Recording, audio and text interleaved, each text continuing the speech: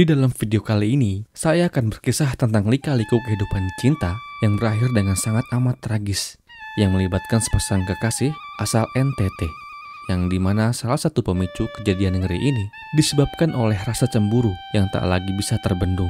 Tatkala si pria menemukan fakta bahwa sang kekasihnya berselingkuh dengan pria lain, dan yang membuat rasa cemburu itu berubah menjadi dendam adalah ketika ada sebuah nomor yang tak dia kenal mengiriminya foto-foto dan video-video panas sang kekasih dengan pria lain. Akibat kegelapan mata yang ia miliki, hilanglah satu nyawa yang berharga itu. Lalu apa yang sebenarnya terjadi? Kenapa si perempuan sampai-sampai bisa kecolongan hingga konten-konten pribadinya tersebar sampai ke tangan kekasihnya? Jadi begini. Di sebuah kota yang terkenal dengan suhu udara yang dingin di NTT, hiduplah seorang pria yang bernama Matius da Costa, 58 tahun. Matius adalah seorang pensiunan PNS yang berdomisili di kota Soe, Kabupaten Timur Tengah Selatan, NTT. Matius diketahui telah memiliki seorang istri, namun kala itu ia tidak sedang tinggal bersama sang istri, dikarenakan sang istri sedang merantau untuk bekerja di Pulau Kalimantan. Tidak dijelaskan sejak kapan istrinya pergi untuk merantau dan bekerja di Pulau Kalimantan. Tetapi yang jelas, sejak istrinya dalam rantau, Matius memiliki sebuah hubungan spesial dengan seorang wanita idamannya. Pada tahun 2015, Matius bertemu dengan seorang wanita yang bernama Erni Susanti yang saat itu berusia 37 tahun. Mereka bertemu di Rote di dalam sebuah momen yang tak bisa mereka lupakan. Dan dari pertemuan itu, akhirnya mereka saling mengenal satu sama lain, saling menjalin komunikasi yang intens, dan juga saling mengisi tentunya. Seiring waktu yang berlalu, muncullah benih-benih cinta itu, hingga pada akhirnya mereka pun memutuskan untuk berpacaran. Jalinan hubungan pacaran yang Matius dan Erni jalani awalnya berjalan seperti kebanyakan orang pacaran pada umumnya. Erni tinggal di rumahnya, begitupun juga dengan Matius. Namun dikarenakan Matius hanya tinggal sendiri di rumah, kemudian ia pun mengajak Erni untuk tinggal satu atap dengannya tanpa ada ikatan pernikahan secara syah dari agama maupun negara. Atau dengan kata lain, kita menyebutnya kumpul kebo. Saat kejadian itu terjadi, keduanya menempati sebuah rumah yang disewa oleh Matius yang terletak di depan Kompi 743, Naibonat, Kota Soe, NTT. Hubungan mereka setelah tinggal satu atap tentu makin lengket. Dikarenakan hidup bersama dalam satu atap, mereka pun sering melakukan hubungan layaknya suami istri. Hubungan itu mereka lakukan atas dasar suka sama suka. Tidak ada paksaan dalam melakukannya. Meskipun sering melakukan adegan itu di atas ranjang, mereka berdua tidak atau belum dikaruniai seorang anak. Berjalannya waktu, hubungan mereka seringkali dihadapkan dengan masalah-masalah yang terjadi. Pertengkaran pun mulai sering terdengar. Matius dan Erni seringkali bertengkar karena berbagai alasan. Erni pun beberapa kali menceritakan masalah yang sedang ia hadapi kepada sang ayah. Erni pun menceritakan bahwa Matius seringkali cemburu kepada Erni, hingga melakukan kekerasan dan sempat mengancam untuk menghilangkan nyawa Erni. Tetapi dikarenakan menurut sang ayah itu adalah permasalahan internal mereka berdua, maka sang ayah tidak bisa terlalu ikut campur dalam masalah tersebut. Namun dikarenakan terus didesak oleh Erni, akhirnya sang ayah pun luluh dan memutuskan untuk membantu permasalahan yang sedang dihadapi oleh Erni. Pada tanggal 11 Agustus 2020, FR sang ayah datang ke rumah Matius dan Erni. Saat itu Erni menyampaikan kepada Matius bahwa ia ingin pisah dulu dan meminta waktu untuk menenangkan diri di rumah orang tuanya. Namun saat itu Matius tidak menanggapi ucapan Erni dengan serius. Dan di hari itu, tidak terciptalah sebuah kesepakatan terkait hubungan yang mulai dibumbui dengan kekerasan itu. Orang tua Erni pun pulang ke rumahnya, dan Erni masih akan tetap tinggal bersama Matius. Di hari yang sama malam harinya, mereka kembali melakukan hubungan badan seperti tidak ada masalah yang baru saja terjadi. Setelah melakukan hubungan badan, Matius bertanya kepada Erni soal uang pensiunan PNS dan uang kredit yang pernah ia berikan kepadanya, yang totalnya mencapai 196 juta rupiah. Mendengar pertanyaan dari Matius soal uang itu, murkalah Erni. Ia marah dan membalas pertanyaan itu dengan ucapan yang sedikit kasar. Dan dikarenakan uang itu telah habis terpakai, Erni pun menghadrik keras Matius, dan ia pun berkata, "Selama ini kamu tidur sama saya, kamu bayar berapa?" Mendengar jawaban dari Ernie yang terlihat emosi, Matius pun tak menanggapi kata-kata itu. Dan pembahasan soal uang di malam itu tidak dilanjutkan lagi. Keesokan harinya Ernie pun pergi, meninggalkan rumah yang selama ini ia tinggali bersama Matius. Saat itu Ernie pulang ke rumah orang tuanya yang berada di desa Oelatimo, Kecamatan Kupang Timur, Kabupaten Kupang, NTT. 3 hari setelah kepulangan Ernie ke rumah orang tuanya, Matius mencoba mendatangi Ernie dengan mendatangi rumah orang tua Ernie. Tujuan Matius saat itu jelas, meminta Ernie untuk kembali pulang bersamanya dan hidup bersama seperti dulu. Tetapi Ernie yang saat itu sudah tinggal di rumah orang tuanya berkata, "Saya udah tak mau lagi tinggal sama kamu. Kamu pulang saja." Mendengar jawaban dari Ernie, Matius murka. Sehingga ia pun membalas ucapan Ernie dengan mengatakan bahwa kalau seperti ini, ia siap untuk masuk penjara. Lalu Matius pergi, meninggalkan Ernie di rumah orang tuanya.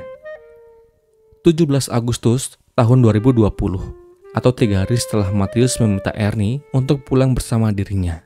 Tiba-tiba tanpa ada paksaan dari Matius, Ernie pun datang mendatangi rumahnya. Di sana Matius menyambut kedatangan Ernie. Dan mereka pun sempat kembali melakukan hubungan badan di rumah Matius itu. Ternyata kedatangan Ernie saat itu ingin memberitahu Matius bahwa ia akan bekerja di Kupang. Ernie lalu berpamitan sebelum ia harus pergi dan tinggal di Kupang. Demikianlah setelah kedatangan Ernie saat itu, mereka tidak lagi tinggal bersama dalam satu atap. Dan mulai saat itu, Ernie menjadi sosok yang sulit sekali untuk dihubungi. Beberapa kali Matius mencoba menghubungi ponsel Ernie, tetapi tidak pernah ada jawaban maupun balasan dari Ernie. Beberapa hari setelah kepergian sang kekasih untuk kerja di Kupang, tiba-tiba ponsel Matius mendapatkan notifikasi pesan singkat dari WhatsApp. Pesan tersebut mengatakan bahwa si pengirim pesan, yang entah siapa itu, sudah pernah melakukan hubungan badan dengan Ernie. Awalnya Matius tidak peduli, tetapi setelah ia mendalaminya dan membacanya dengan seksama, Matius pun naik pitam. Ia save nomor itu dan ia hubungi nomor yang baru aja membuatnya murka. Dan betapa kaget ia ketika seorang pria mengangkat panggilan itu. Pria itu pun berkata, "Tak usah lagi kau hubungi nomor ini. Ernie sudah jadi pacarku sekarang." Dan tak lama sambungan itu pun terputus, tanpa tahu siapa sosok pria di balik akuan yang membuat Matius mendidih kala itu. Dan sejak kejadian itu, Matius terus mendapatkan pesan dari pria yang tak mau menyebutkan namanya itu. Pesan-pesan yang dikirimkan pria itu membuat Matius marah dan merasa diselingkuhi oleh Ernie. Pria itu selalu mengatakan bahwa ia sudah pernah berhubungan badan dengan Ernie. Bahkan Matius sempat bertanya, sudah berapa kali dirinya melakukan hubungan terlarang itu dengan Ernie. Dan dijawab oleh pria misterius itu bahwa ia pernah berhubungan badan sebanyak 7 kali. Bahkan yang membuatnya semakin runyam adalah pria misterius itu beberapa kali mengirimkan foto sang kekasih ketika ia sedang tak berbusana sama sekali. Bahkan ada sebuah foto dan video yang dinilai sudah sangat amat melebihi batas. Hingga puncak dari kemarahan Matius adalah saat pria itu mengatakan bahwasannya Ernie sedang hamil darinya. Mendengar hal itu tentu membuat Matius makin kalang kabut, mendidih nggak karuan. Setelah emosi itu mulai berangsur-angsur mereda, tanggal 4 September tahun 2020, Matius mencoba menghubungi Ernie. Ia berharap ia bisa mendapatkan kejelasan dari masalah yang tengah mereka hadapi saat itu. Namun, bukannya malah mendapatkan kejelasan, malah saat itu ternyata yang mengangkat panggilan telepon Matius adalah pria yang sama yang tempo hari berhasil membuatnya murka. Serta kala itu Matius sempat mendengar suara Ernie dari seberang sambungan itu yang mengatakan untuk segera mematikan sambungan itu. Dan dari hal-hal tersebutlah semakin sempurnalah rasa benci yang ia miliki kepada Ernie sang kekasih. Rasa benci itu seketika berubah menjadi gelap mata. Tak ada lagi sayang di hatinya, yang ada hanyalah niatnya untuk menghilangkan nyawa Ernie. Dan dari sinilah tragedi kelam itu bermula. Masih dari yang sama sekira jam 1 siang, Matius menghubungi kerabat Ernie yang tinggal tak jauh dari rumahnya. Matius menanyakan apakah Ernie sudah pulang ke rumahnya atau belum. Dan dijawab bahwa ia baru saja melihat Ernie melintas di depan rumahnya. Mendengar informasi tersebut, Matius segera mempersiapkan diri. Ia ambil sebilah sajam, lalu ia selipkan ke pinggangnya. Dan bergegas pergi menuju jalan timur raya dan mencari ojek untuk menuju desa Oelamasi atau desa di mana rumah Ernie berada. Singkat kata dan singkat cerita, sekira jam 3 sore, sampailah Matius di tujuan. Ia sengaja turun tepat di bawah puun asem, di seberang rumah milik orang tua Ernie.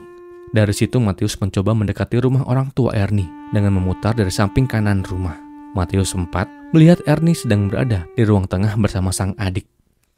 Sebelumnya adik Ernie pernah dipesan oleh sang kakak, jika suatu saat dirinya melihat Matius datang, segera beritahu dirinya agar ia bisa segera menghindari sejauh mungkin.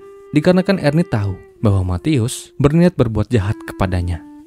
Dan benar saja, di sore itu sang adik melihat Matius berjalan menyeberang menuju rumah orang tuanya. Saat itu sang adik segera memberitahu sang kakak bahwa ada Matius yang datang ke rumahnya.